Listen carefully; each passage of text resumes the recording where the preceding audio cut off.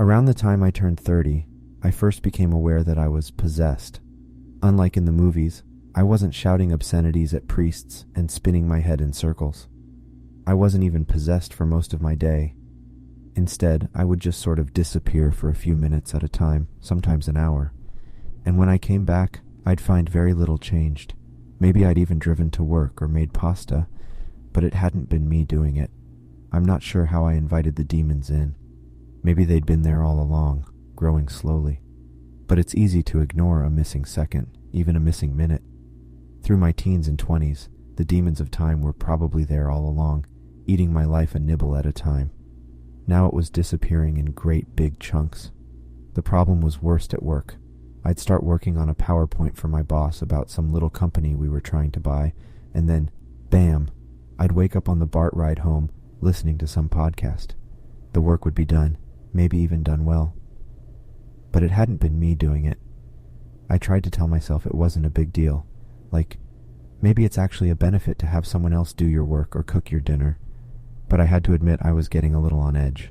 Sometimes I'd wake up at night drenched in sweat, a deep pit of fear in my gut, sure I had died already or was about to any instant. I'd wonder if I'd been dreaming or sleepwalking or what. And then I'd spend an hour Googling rare sleep disorders and brain tumors and feeling around my skull for lumps. Stuff I'd actually used to care about were starting to go missing too. Like when I watched football, I'd find myself looking up to find a whole quarter had passed and my beer had disappeared without me enjoying even a sip. Then, in February, I went to a Super Bowl party. Honestly, it was usually my favorite time of the year. I guess I'd started to drift apart from friends a little, and it was the one time I really carved out to see everyone. But this year, the whole party passed in an instant. As I walked out the door, I realized I didn't remember a single conversation, or a thing I'd eaten, or the final score. There's a woman downtown who helps with these kinds of problems. I visited her in the antique bookstore where she works. She had me sit in an old chair and then poured a circle of salt around me, all the while clicking her tongue like a clock. Then suddenly I blinked, and it was dark outside the window. "What happened?" I asked. "I spoke with your demons of time," she informed me.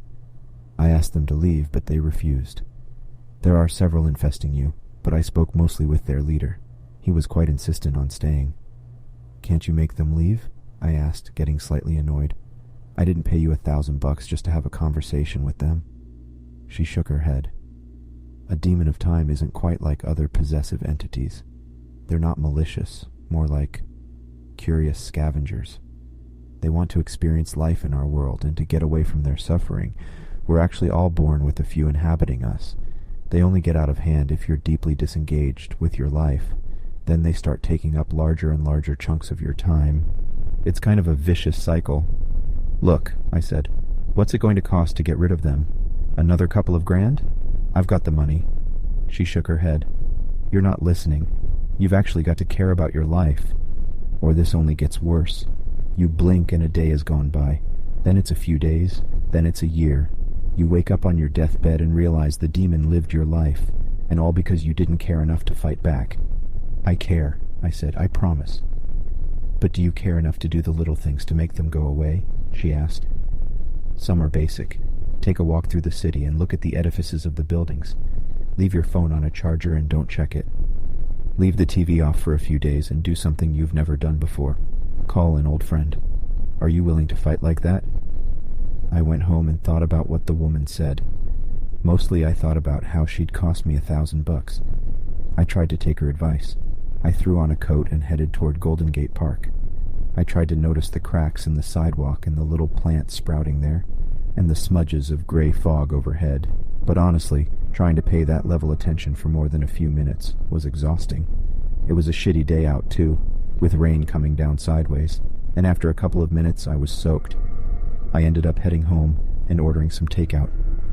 As I turned on the TV, I felt my soul slightly fading, like a light on a dimmer. Something was coming to the forefront, eager to watch whatever was on. How could anything be so excited to watch Netflix? I could tell it was starving for any morsel I'd throw it, even just a few hours of watching TV, because for the demon, every moment was time away from hell.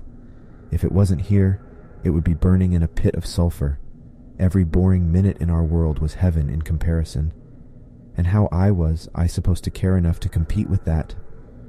Suddenly, the real terror of the situation hit me, because I knew I didn't care enough to fight it. I wasn't going to take long walks and watch sunsets. I was going to keep on sleepwalking through life, just like I always had. Somewhere in the dark, I was shaking, acutely aware of my own weakness, and I could see the future stretching out in front of me, a handful of boring decades, mostly lived by something else. I was screaming at myself, furious and terrified. And the thing was watching Friends, laughing its head off at every bad joke, laughing like I never had in my life, and I knew in that moment that I was going to let it win.